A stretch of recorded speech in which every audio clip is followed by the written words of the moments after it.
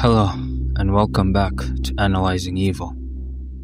Today, we're diving into the character of Dallas from Divorce in the Black, a film by Tyler Perry that explores the emotional and psychological scars left by control, ego, and unspoken legacy of trauma within the Black community.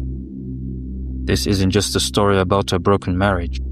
It's about a broken man who becomes the embodiment of quiet evil, hiding behind love, poisoned by pride, and undone by the very control he once believed made him a man. Dallas isn't just a typical villain. He doesn't wear a mask. His darkness doesn't come from theatrics. It comes from silence, gaslighting, and backhanded affection, and emotional erosion. His weapon isn't a fist at first. It's doubt. 1,000 tiny cuts to Ava's confidence, masked as concern. His evil is insidious precisely because he believes he's right, that his control is care, that anger is justified, and when the illusion breaks, so does he. To understand Dallas, we have to start with the soil he grew in. Raised in a household where masculinity was forged through dominance, he never had a language or space to process emotional vulnerability. His mother ruled through cold control, and his siblings echoed those same patterns, mocking sensitivity, exalting pride, and punishing weakness. This was no nature to his nurture, only pressure. Power was how you survived. Dallas was never taught to be loved. He was taught to obey, and he carried that conditioning into adulthood like a ticking time bomb.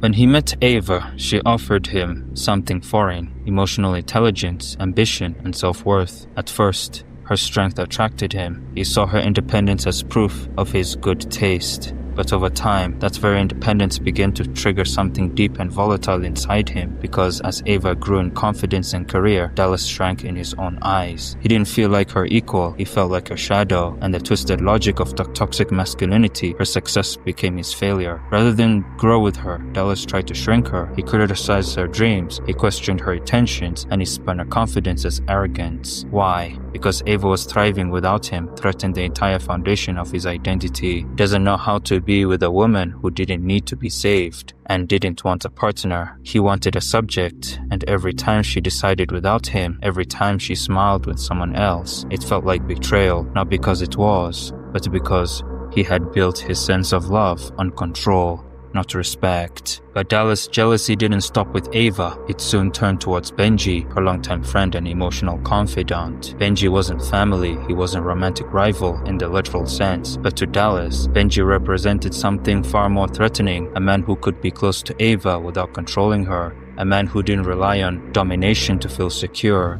a man who connected to her emotionally, something Dallas could never truly do. Benji was emotionally fluent, calm, and supportive. He showed Ava kindness without strings, and from a man like Dallas, conditioned to equate masculinity with ownership, that was infuriating. Benji's presence highlighted everything Dallas has failed to become, and trust Ava's. That Ava gave Benji the softness in her eyes when she spoke to him. Those moments didn't look like betrayal to anyone else, but to Dallas, they felt like treason. And so, instead of confronting his inadequacy, he invented betrayal. His mind, ruled by paranoia and fragile ego, turned Benji from a friend to an enemy in a story that Dallas had written for himself. He became consumed. He didn't just want Ava back. He wanted to erase everything and everyone that made her feel like she could survive without him. His paranoia turned poisonous. His entitlement romanticized. His view, Ava's autonomy, not just as a defiance, but as war. And Benji, he wasn't just a man. He was a mirror, one that showed Dallas exactly what kind of a man he wasn't. And then came to the end. As Ava finally gathered the strength to leave, Dallas' mask cracked.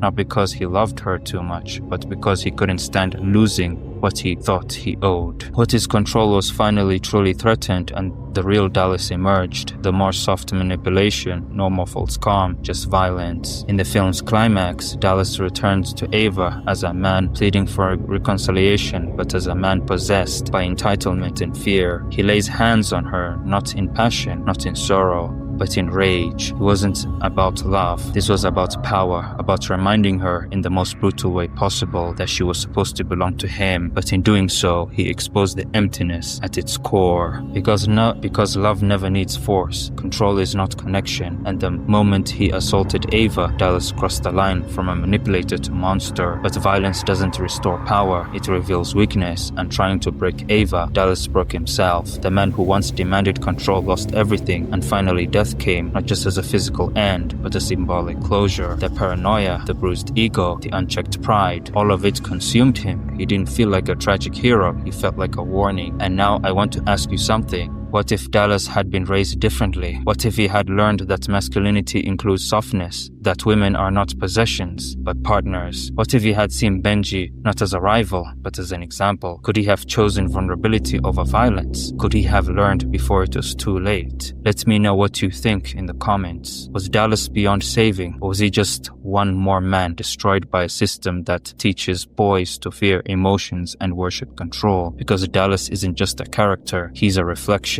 of homes where men are raised to rule, not to relate, of cultures that celebrate dominance and shame empathy, of an online manosphere that sells bitterness as manhood. But real masculinity isn't found in ownership, it's found in accountability, in respect, in learning to live without needing to conquer. Dallas never learned that, but we can. Thank you for watching. Until next time.